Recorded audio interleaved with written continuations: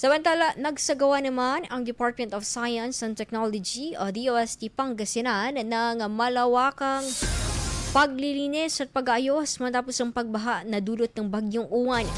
Ayon sa pahayag, isa ang opisina ng DOST na nasa 500 metro lamang ang layo sa Lingayen Beach sa mga higit na pinsala ng storm surge na sinamahan pa ng high tide.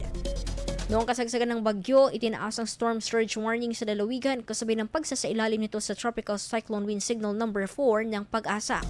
Dahil dito pansamantalang sinuspende ang ilang operasyon ng opisina kabilang ang calibration services upang masuri at ayusin ang mga naapektuhang kagamitan.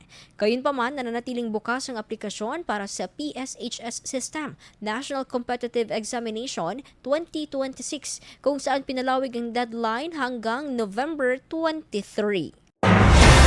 IFM News. IFM News. IFM News.